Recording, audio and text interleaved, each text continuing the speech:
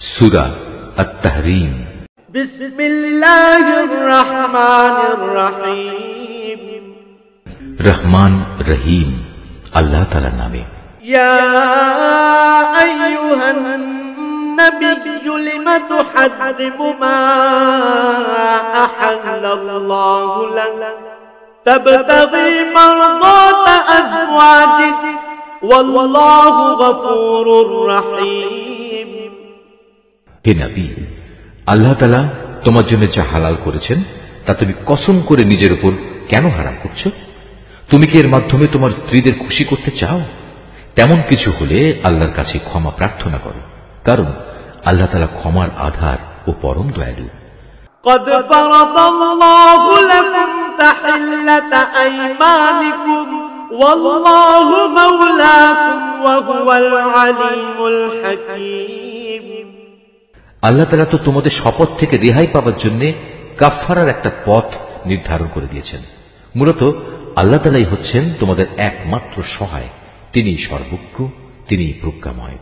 وَإِذْ أَسَرَّ النَّبِيُّ إِلَى بَعْضِ أَزْوَاجِهِ حَدِيثًا فَلَمَّا نَبَّأَتْ بِهِ وَأَظْهَرَهُ اللَّهُ عَلَيْهِ عَرَّفَ بَعْضَهُ وَأَعْرَضَ عَن بَعْضٍ فَلَمَّا نَبَّأَهَا بِهِ قَالَتْ مَنْ أنبأك هذا قال نبأني العليم الخبير।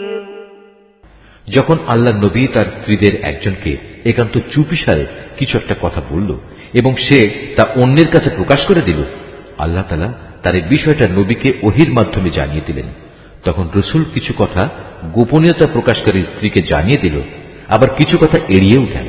সুতরাং নবী যখন তার সে স্ত্রীর কাছ থেকে সমগ্র বিষয়টা জানতে চাইল, তখন সে বলল, আপনাকে এই খবরটা কে জানালো? নবী বলল, আমাকে জানিয়েছেন সেই মহান আল্লাহ তাআলা, যিনি সর্বজ্ঞ ও সম্যক জ্ঞাত।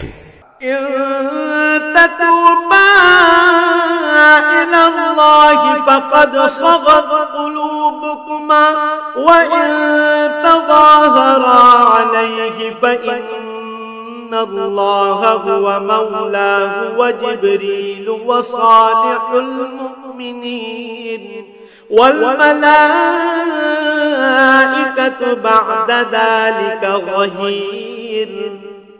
যে দুজন স্ত্রী এর সাথে জড়িত, নবী তাদের উভয়কে ডেকে বলল, তোমরা দুজন যদি আল্লাহর কাছে তওবা করে নাও, কেননা তোমাদের উভয়ের মন অন্যায় ও বাঁকা পথের দিকে কিছুটা ঝুঁকে পড়েছিল, তাহলে অবশ্যই আল্লাহ তাআলা তোমাদের ক্ষমা করে দেবেন।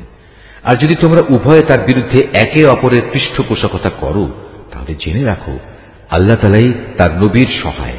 তাছাড়াও তার সাথে রয়েছে জিব্রাইল ফেরেশতা ও নেককার মুসলমানদের দল। এরপরেও আল্লাহ সমগ্র ফেরেশতাকুল তার সাহায্য করতে এগিয়ে আসবে। আসা রাব্বুহু ইন তাল্লাকাকুন্না আন ইউবদিলাহু আজওয়াজান খায়রাম মিনকুন্না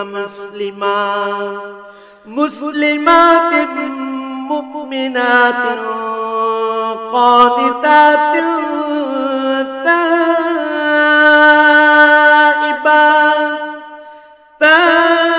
تائبات عابدات سائحات ثيبات وأبكارا। আজ নবী যদি তোমাদের তালাক দিয়ে দেয়, তাহলে তার মালিক তোমাদের বদলে এমন সব স্ত্রী তাকে দিতে পারেন যারা তোমাদের চাইতে হবে উত্তম, যারা হবে আত্মসমর্পণকারী, বিশ্বস্ত, ফরমাবরদার, অনুশোচনাকারী, অনুগত, রোজাদার। হতে পারে তারা কুমারী, হতে পারে অকুমারী। ইয়া আইয়ুহাল্লাযীনা আমানু কু আনফুসাকুম ওয়া আহলিকুম নারান ওয়াকুদুহা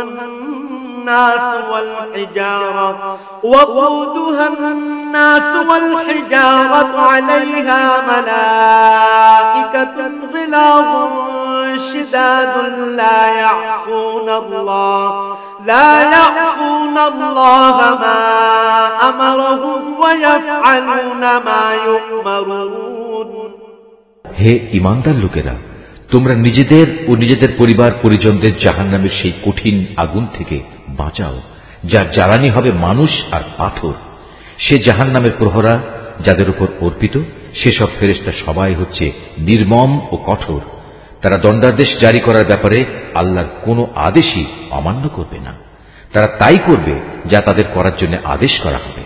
يا أيها الذين كفروا لا تعتذروا اليوم إنما تجزون ما كنتم تعملون।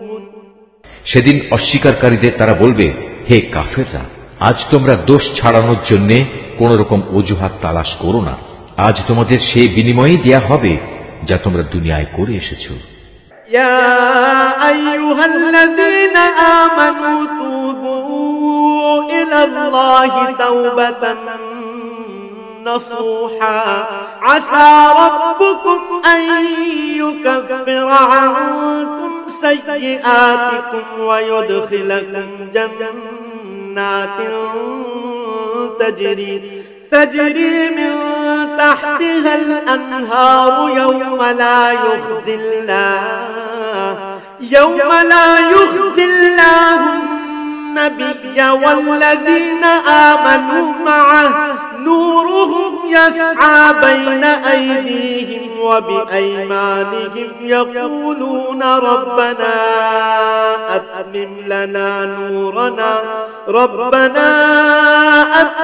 لنا نورنا واغفر لنا إنك على كل شيء قدير।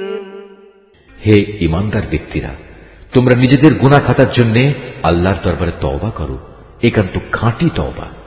আশা করা যায় এর ফলে তোমাদের মালিক আল্লাহ তাআলা তোমাদের গুনাহসমূহ ক্ষমা করে দেবেন এবং এর বিনিময়ে পরকালে তিনি তোমাদের প্রবেশ করাবেন এমন সুরম্য জান্নাতে যার তলদেশ দিয়ে প্রবাহিত হবে সুপেয় ঝর্ণাধারা।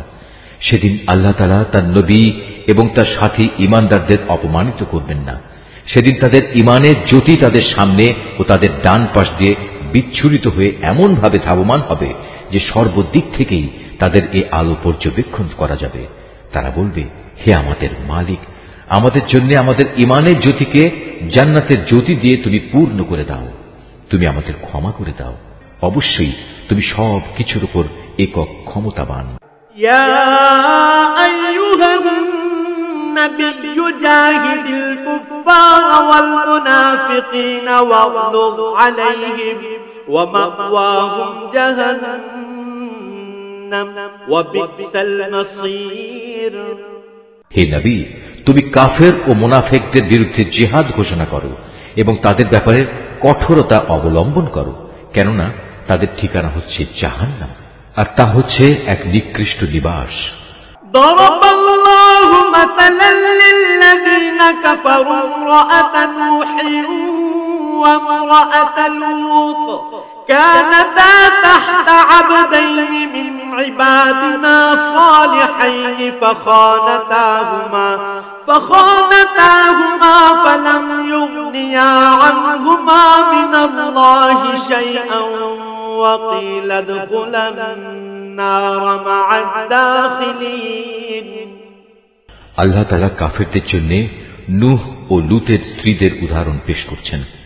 তারা দুজনেই ছিল আমার দুজন নেক বান্দার স্ত্রী, কিন্তু তারা উভয়ই সে দুজন বান্দার সাথে বিশ্বাসঘাতকতা করেছে। অতএব আল্লাহর আযাব থেকে তারা কোনো ক্রমেই এদের বাঁচাতে পারল না, বরং তাদের ব্যাপারে আল্লাহর হুকুম ঘোষিত হল, তোমরা আজ প্রবেশ করো জাহান্নামের আগুনে। যারা এখানে প্রবেশের উপযুক্ত তাদের সবার সাথে। وضرب الله مثلا للذين آمنوا امرأة فرعون إذ قالت رب ابن لي عندك بيتا في الجنة ونجني من فرعون وعمله ونجني من القوم الظالمين। একইভাবে আল্লাহ তাআলা মুমিনদের জন্য ফেরাউনের স্ত্রীকে অনুকরণযোগ্য এক উদাহরণ হিসেবে পেশ করেন। সে প্রার্থনা করেছিল, হে মালিক, জান্নাতে তোমার পাশে তুমি আমার জন্য একখানা ঘর বানিয়ে দিও, আর দুনিয়ার এ ঘরেও তুমি আমাকে ফেরাউন ও তার যাবতীয় কর্মকাণ্ড থেকে বাঁচিয়ে রেখো। তুমি আমাকে উদ্ধার করো এ জালেম সম্প্রদায়ের যাবতীয় অনাচার থেকে। ومريم ابنة عمران التي أحصنت فرجها فنفخنا فيه من روحنا وصدقت بكلمات ربها وكتبه وكانت من القانتين। আল্লাহ তাআলা মোমেনদের জন্য আরো দৃষ্টান্ত পেশ করেছেন ইমরানের মেয়ে মারিয়ামের, যে আজীবন তার সতীত্ব রক্ষা করেছে। অতঃপর একদিন আমি আমার সৃষ্ট রূহগুলো থেকে একটি রূহ তাতে ফুঁকে দিলাম। সে তার মালিকের কথা ও তার প্রেরিত কেতাব সমূহের উপর পুরোপুরি বিশ্বাস স্থাপন করেছে। সত্যি সে ছিল আমার একান্ত অনুগত বান্দাদেরই একজন।